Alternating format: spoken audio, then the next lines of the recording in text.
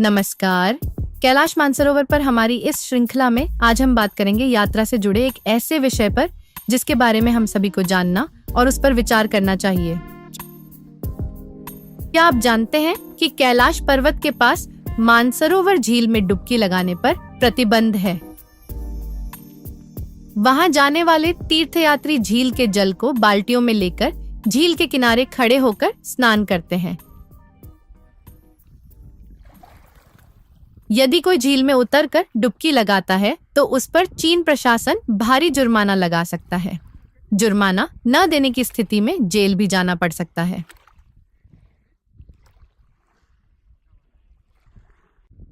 हिंदू धर्म में किसी पवित्र नदी, झील या तालाब में 3 बार डुबकी लगाने का विधान बताया गया है, लेकिन मानसरोवर में इसकी अनुमति नहीं दी जाती। इसका कारण जानकर आपको आश्चर्य होगा। कैलाश मानसरोवर चीन के कब्जे वाले तिब्बत के क्षेत्र में पड़ता है।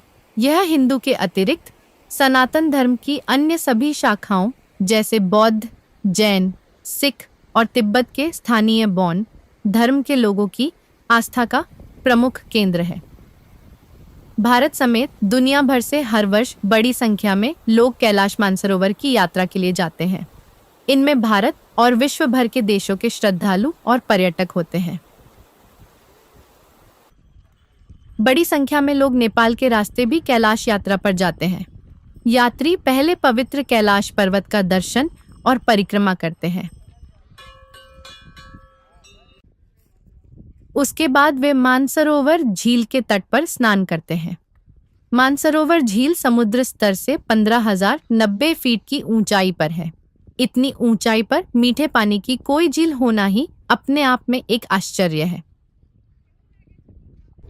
मानसरोवर जितनी या इससे अधिक ऊंचाई पर कुछ झीलें धरती के अन्य भागों पर पाई जाती हैं, लेकिन उनका आकार इतना विशाल नहीं है। मानसरोवर के आकार को आप इसी बात से समझ सकते हैं कि भारत में बहने वाली 4 प्रमुख नदियां सिंधु, सतलुज, ब्रह्मपुत्र और सरयू यहीं से निकलती है।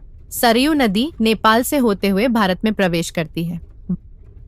वहां पर इसे कर्नाली नदी के नाम से जाना जाता है। हमारा मानना है कि गंगा नदी भी मानसरोवर झील से ही निकलती है।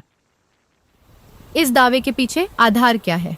यदि आप जानना चाहते हैं तो इस बारे में हमारा वीडियो देख सकते हैं। इसका लिंक हमने इसी वीडियो के डिस्क्रिप्शन में दे दिया है। मानसरोवर झील के बिल्कुल पास एक अन्य झील है जिसे राक्षस ताल के नाम से जाना जाता है। यह भी दिखने में बहुत सुंदर है। दोनों झीलों का आकार लगभग समान है, लेकिन राक्षस ताल का पानी बहुत खारा है। इसमें कोई स्नान नहीं करता। यहाँ तक कि पक्षी भी इसके आसपास कम ही दिखते हैं। एकदम पास 2 झीलों के जल के गुणों में ऐसा अंतर अपने आप में एक रहस्य है। दोनों झीलों में पानी कैलाश पर्वत की चोटी से ही बहकर आता है। मानसरोवर और राक्षस ताल भी आपस में एक छोटी सी नहर जैसी नदी से जुड़े हैं। राक्षस ताल का पानी इसके माध्यम से मानसरोवर में मिल जाता है।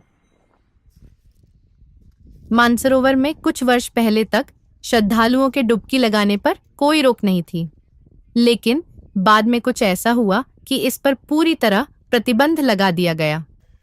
चीन सरकार ने झील को प्रदूषण से बचाने के लिए यह कदम उठाया। वास्तव में इसके पीछे गलती तीर्थयात्रियों की ही थी। सभी कैलाश मानसरोवर यात्रियों को चीन प्रशासन की ओर से झील की सफाई का ध्यान रखने की सलाह दी जाती थी, लेकिन बहुत सारे लोग इस पर ध्यान नहीं देते थे। कुछ यात्री तो मानसरोवर में साबुन और शैम्पू लगाकर नहाते और यहाँ तक कि कपड़े धोते भी पकड़े गए। कई तीर्थयात्री स्नान के बाद पुराने कपड़े झील में ही प्रवाहित कर देते थे।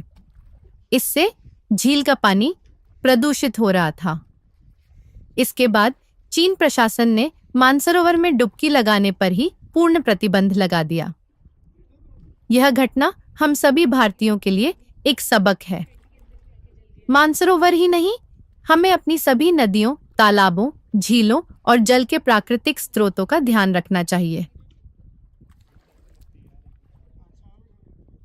साबुन शैम्पू से नहाकर हम भले ही खुद को अधिक स्वच्छ अनुभव करें, लेकिन इससे नदी तालाब के पानी में केमिकल मिल जाते हैं, जिससे वहां के जल की गुणवत्ता पर बहुत बुरा प्रभाव पड़ता है। भारत में गंगा समेत किसी भी पवित्र नदी के तट पर चले जाएं, वहां पर आपको भारी मात्रा में साबुन के पैकेट और शैम्पू के पाउच बिखरे दिख जाएंगे।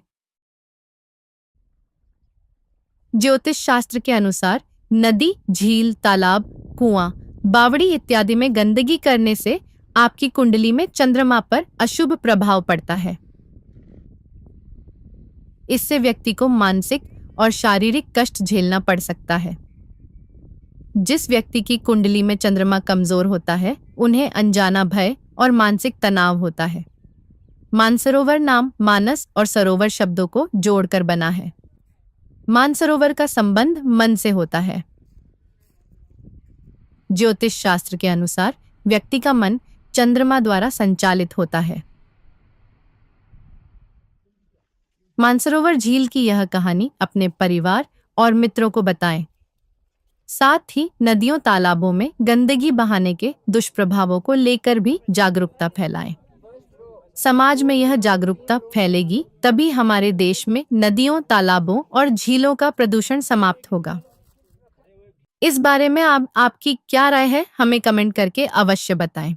वीडियो यदि आपको पसंद आया हो तो इसे लाइक अवश्य करें। आपके लाइक करने से वीडियो की रीच बढ़ती है और यह अधिक लोगों तक पहुंचता है। साथ ही हमारे चैनल को सब्सक्राइब भी कर लें। धर्म और अध्यात्म से जुड़े विषयों पर ऐसे ही वीडियो हम लाते रहते हैं। धन्यवाद।